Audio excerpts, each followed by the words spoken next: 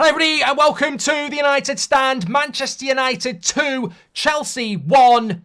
You know what I'm going to say?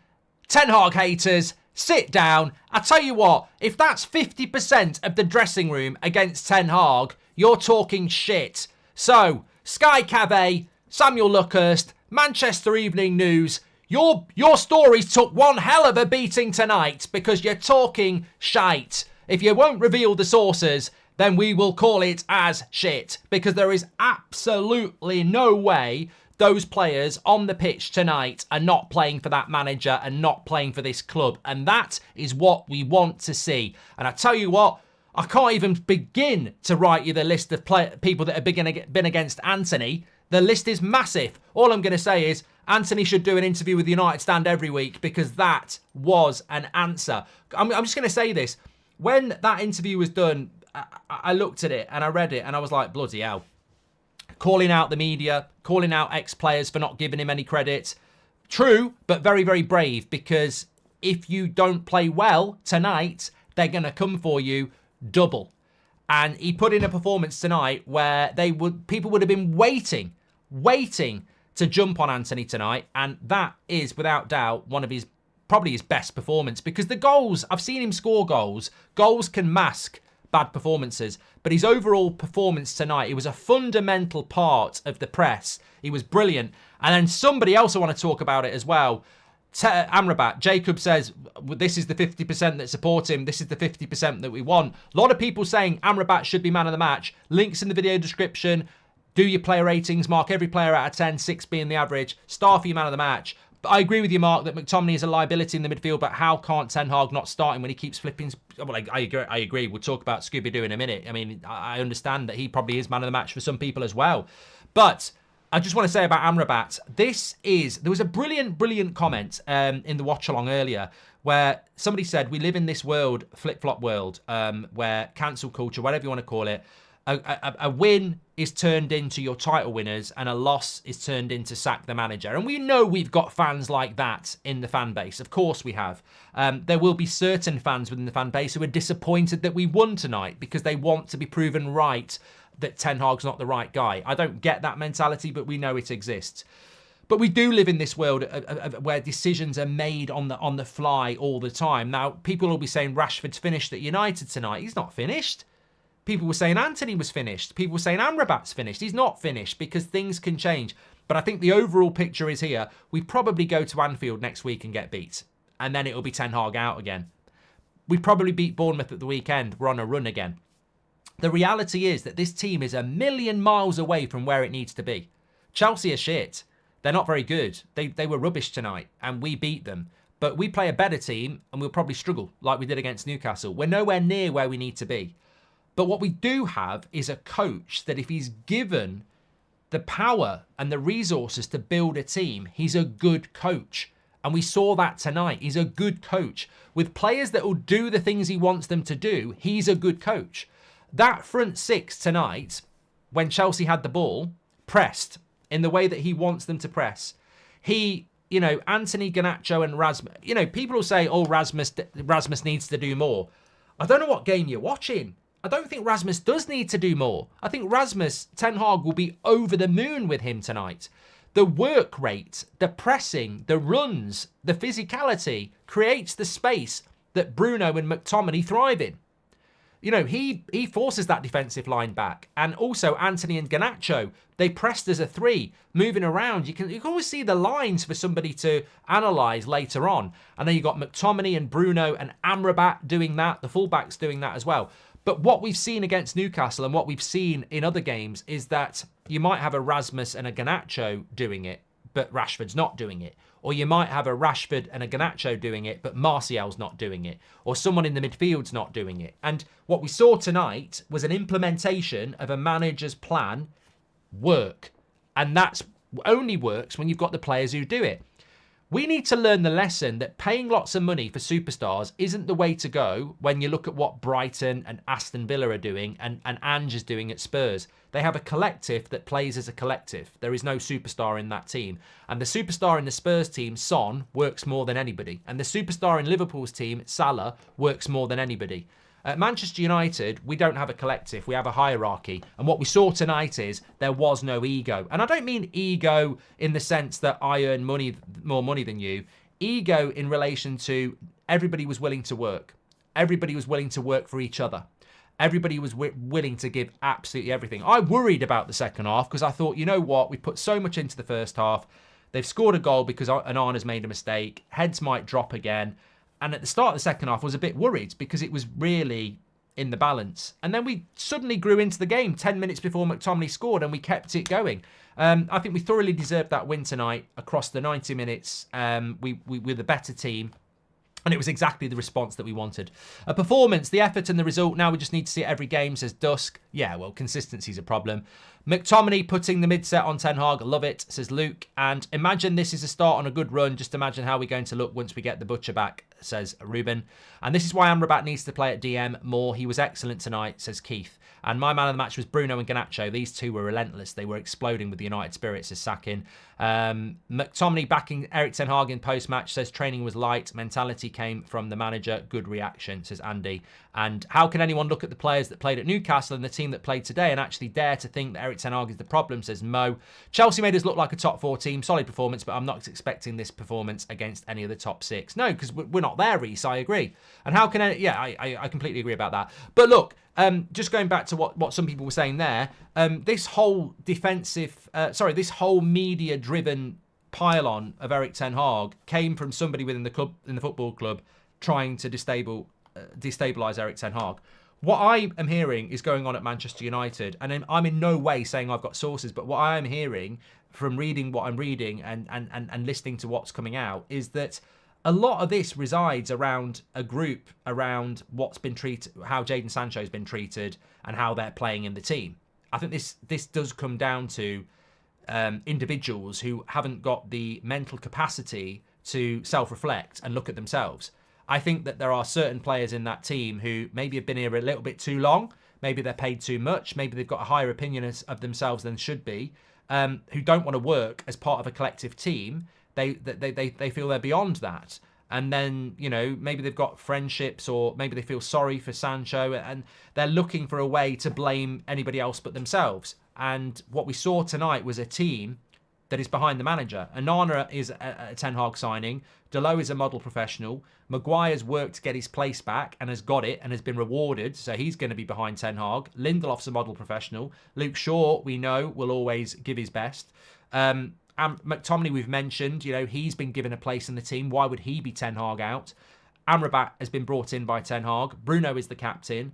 Anthony's been brought in by Ten Hag. Garnacho's been championed by Ten Hag. And Rasmus has been brought in by Ten Hag. Suddenly you've got 11 players that are basically playing for Ten Hag. And that's what he needed to do tonight. The player I want to talk about the most, though, is Amrabat. I think it's just so dangerous. You know, if you watch the United stand, you're very welcome. Fantastic community. If you're new, make sure you subscribe, bottom right-hand corner, because I've been mentioning this for a couple of weeks, and some people have agreed, and some people haven't disagreed, have disagreed about Amrabat. And I basically said, when it comes to Amrabat, I think it's ridiculous. We did a poll 2 weeks ago. Should Amrabat stay or should he go? And 50% said go. And I was like, how can you make a decision on a guy that didn't come in until the end of August? We got him on the last day of August. We've had 6 weeks of international breaks. That's a month and a half. So that takes you to the middle of October. We're only at the start of December. When you deep it, he came in at the end of August. We've had 6 weeks of international breaks. He played a couple of games at left back. He's probably had 4 or 5 weeks, really, at the club, when you think about it. He's had injuries as well. I don't know how many games he's started in the midfield, but he's never played in the Premier League before. He's looked rusty. He played a couple of bad passes tonight. But the more he plays, the more he will get used to the pace of this league, the less missed passes we'll have. I mean, at Fiorentina, his pass rate was incredible. It's one of his big strengths. So, and I think he grew into the game tonight. And I think you've just got to be patient. You've got to be patient. I think Anthony misplaced some passes. Garnacho misplaced some passes. Bruno misplaced some passes. But they never let their heads drop. They kept going. The work rate was immense. And they provided the foundation for the game that we won tonight. And I'm really happy with Amrabat, and I'll forgive those mistakes for that type of performance. I'm not expecting us to compete with Liverpool or Man City this year. What I want to see is a United side that can do something between now and May and survive and keep Ten Hag in his post that we can build from here. I think the big danger about this week for me was that it is a bit like that. Could it be the beginning of the end of Ten Hag, or are we going to fight through it? I still think we're in a fight through it mode. But you better believe it, there's a movement to remove Ten Hag. And, realistically, I think if we don't win tonight and we don't beat Bournemouth on Saturday, Ten Hag could have been heading out by Christmas. I think that win tonight ends any of that, because when you look at it, I think he's won 8 of his last 6 Premier League games. We don't draw. This is a big thing for Ten Hag. We don't draw. And he is going to be safe until after Christmas now, but that makes me happy. But there will be losses along the way. It's going to be a roller coaster, but for me, it's about building something that still needs a lot more pieces. I mean, even that team tonight, Maguire played well. Luke Shaw, the substitution at half-time was fantastic. But we know we need centre-backs with pace. We know we need to change that. We know Martinez is coming back. Hopefully Casemiro's coming back. We still probably need more in the midfield as well. Mason Mount's going to be part of this as well. There's still, Annan is still a big problem, I think. I still think he's got a lot to improve on as well. But work in progress. Sean Turner says, amazing what a few changes make. Energy levels higher, quicker transitions in the attack, a few defensive mistakes, but midfield won the battle against the top midfield tonight. Attack, dynamic and fast, and I'm very happy, says Sean. Thank you very much for that. Rail's a new member. Tristan's a new member. Thank you very much. Z3 Music says, hands down the best this team has looked all season. Not saying it's fixed because the midfield still needs a lot of work, but that's great. Mo says, how can anyone look? We've done that one from Mo, haven't we? Just want to catch up with these before we do the player ratings. Rail's a new member. Funny how the players Ollie championed are saying saving Ten Hag's job almost as if Ollie knew what he was doing, says Rash.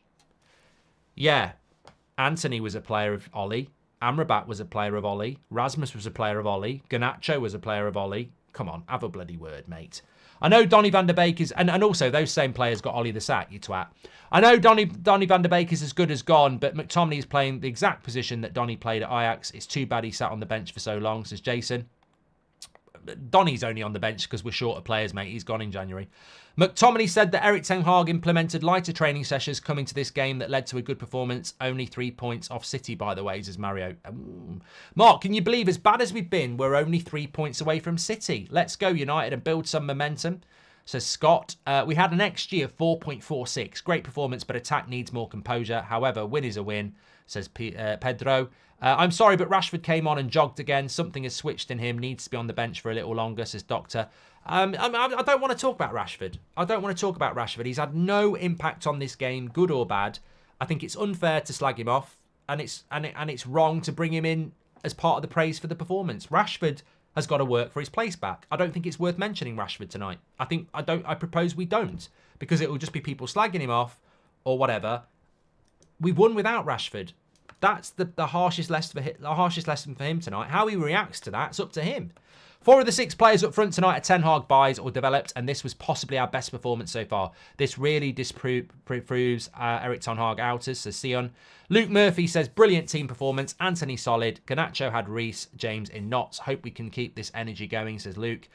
Jonathan Valdez, welcome to Members Club. And best performance I've seen all season. Please get more interviews with Anthony. I know. It's amazing, isn't it? It's amazing. The United Stand community touch. Let's all have an assist on that. And Zhao is welcome to the Members Club as well. Neil, any chance of McTominay leaving now is 0. Erik ten Hag clearly trusts him. 6 chances, 2 goals, and top scorer. Needs to be consistent, but goals are important, says Neil. Look, I'll talk about McTominay in a moment, because we're going to do the player ratings now. But what I will say is that there is my only negative, and I don't want to be negative at all because I'm really happy. We came into this game, and I said before it, I feel like it's a Fulham game. And that Fulham game, I didn't really care how we played as long as we won. And I feel the same about that tonight. How do you blame Onana for anything tonight, says Chid, because he cost us a goal. Simple as that. In relation to Scott McTominay, my only problem with it is, and we saw it against Newcastle, as a defensive player and as a transitional player, he's very average. If you can get him in the penalty box, he's fantastic. Now, basically what you need to do with Scott McTominay then is put him in the Thomas Muller role. playing off the striker in the box. But that's where you want Bruno. And then you leave yourself on the counter exposed because Amrabat gets overloaded or Casemiro gets overloaded or Mainu gets overloaded. That is a tactical problem for Ten Hag. And it's not exclusive to McTominay. It was happening when we had Mount. It was Mount, Bruno and Casemiro left on his own. It's now McTominay, Bruno and Amrabat left on his own. And it worked tonight, but it won't work all the time. And at some point, Ten Hag has got a decision to make. He has got to play Mainu and Amrabat or Amrabat and Casemiro and play one of Bruno and McTominay. Because better teams will kill us as they already have.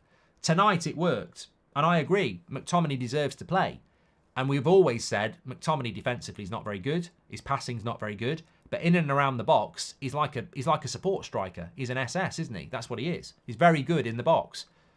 But you can't play with Bruno and McTominay and go to Anfield and do that, or, you know, Arsenal and do that, or Brighton and do that, or even sometimes a Crystal Palace and do that. So it is an issue, but it's not an issue for tonight. Why does Ten Hag have to wait until his back is against the wall before putting up this performance? Did the same last season, says Benny. Amrabat was amazing, says Xbox. Great result. Still need better defence. Happy Christmas to you and your family. Thank you very much, mate. And well done to Scott today, but we have to remember a top club needs the best in their position who contribute in other areas. If Onana made 2 world-class passes and does not make saves, he should. No one will say he's man of the match, says Zim. Thank you very much. McTominay could have had a hat-trick as well. Could have had a hat-trick. He's a second striker. I think that's what McTominay is, definitely. Anyway, let's do the player ratings. Interested to do these. Excited to do these. And remember, we've got the fan forum coming up after this. So, Onana tonight, I'd probably give him a 6.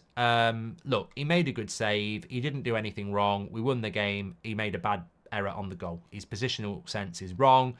If you want to be a Man United goalkeeper and you want to be a success, you've got to eradicate these silly mistakes that sometimes overshadow a good performance. So I'd give him an average 6, but he was at fault for the goal. Delo, I was impressed with tonight. I'd give him a 6.5, and we agree with that. I thought he started the game really, really well. Up and down.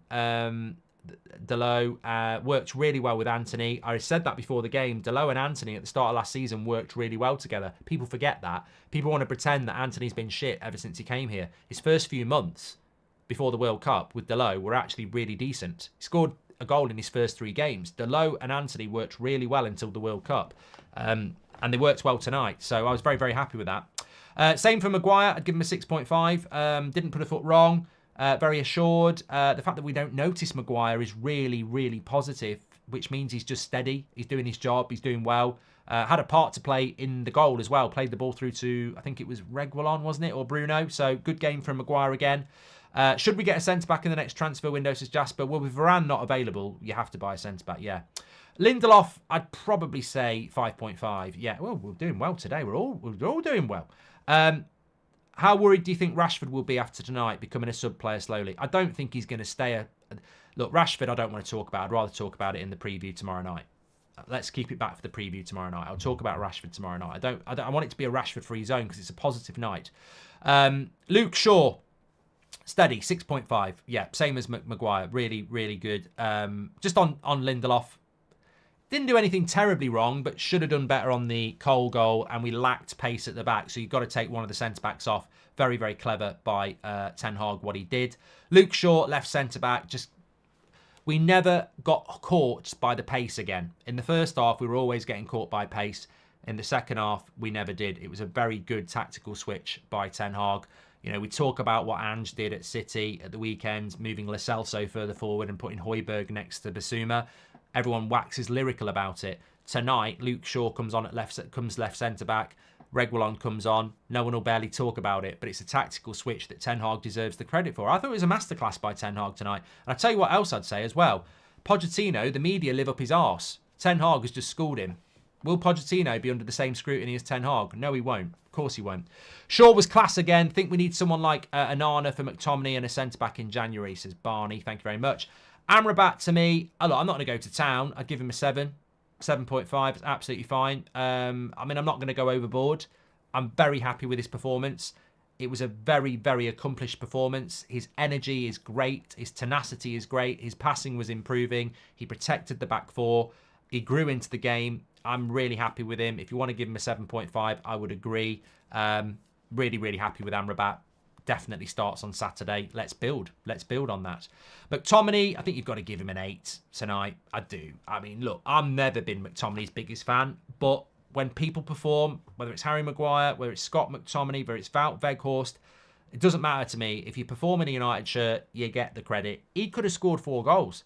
How can you say he had a bad game? He could have scored 4 goals. Like, he should have. His easiest chance, he missed it.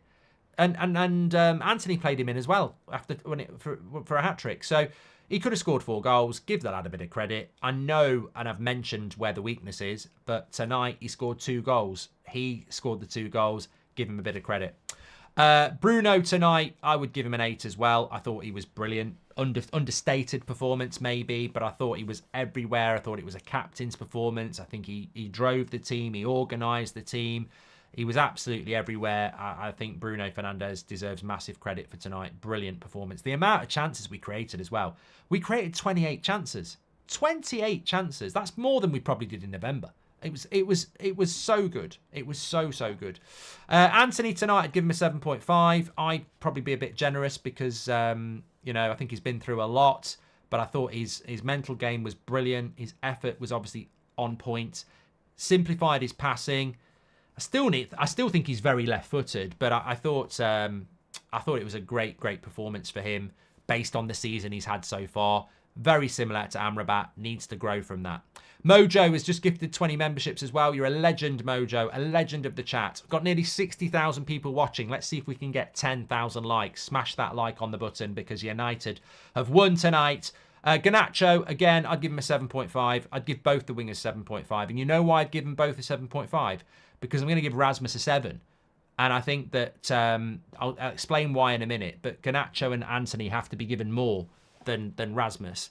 And I think that Garnacho and Anthony were always a threat. Every time they got the ball, they were always a threat. But on top of that, their work in the press was relentless. And they both played 90 minutes and they never stopped. They never stopped pressurising the Chelsea backline. And it wasn't just the fullbacks, it was the centre-backs as well. Their work ethic was brilliant, but work ethic without intelligence is nothing. They knew when to go. They knew how to do it as a team. And then when they got the ball, they utilised it. I think Ten Hag will be over the moon with Garnacho and Anthony tonight. And I also think he'll be over the moon with Rasmus, which is why I gave him a 7. Because I'm fed up of people scrutinising performances based on goals. The way I remember it, Rasmus had a chance in the first couple of minutes that he hit perfectly, and Sanchez made a very, very good save. Apart from that, I don't remember him getting any chances that he missed. But what I do remember him doing is working tirelessly, occupying their centre-backs, creating space, getting Chelsea up the pitch. They want to go up the pitch. He's pushing them back and providing the space for the Brunos and the McTominays and the Garnachos and the Antonys to thrive in. I thought Rasmus's performance today deserved a goal for everything that he did. But people will say, oh, it's another game without a goal. The shot in the first half was fantastic. It's a good save. And apart from that, it just didn't fall for him today. There was plenty of crosses that were coming in the box, but we weren't beating the first man for that. So I thought Rasmus played well. I thought Reguilon came on and did well. I'd give him a 6.5. Rashford, look, just hardly came on. 6. And then for me, Erik Ten Hag, tonight, I'd give him an 8. I think after the week he's just had, the performance he put in was tactically spot on. The substitution at half-time was absolutely on point. And I think that we really need to get behind this manager. We are going to lose games. We may lose to Bayern. We may lose to Liverpool. But if we beat Bournemouth, that's 7 wins from our last 9. If you lose to Liverpool, that's 10. That's 7 from 10. We're building something. It's not quite right. There's players in that team tonight that played well that can't be part of the future. But we've got to get behind those players because there's clearly other players that don't want to play for him, according to the press.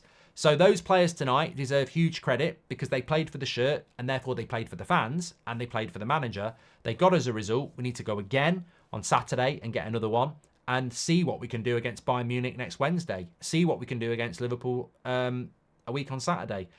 Because there are going to be more losses. There are going to be more Newcastles, unfortunately. But We're surviving, and the great thing about tonight is, unlike the Lutons and the Sheffield Uniteds and the Burnleys, we're surviving tonight, but we played well tonight. I mean, we actually put in a performance where I can go, yeah, that was great. So I'm really, really happy with it, and really, really happy. The chat's been buzzing tonight. It's been a great, great show. Well done, Scott, today, but we have to remember a top club needs the best. That was from Zim as well, and he says, if an Arna made... You've done that one, actually, haven't we?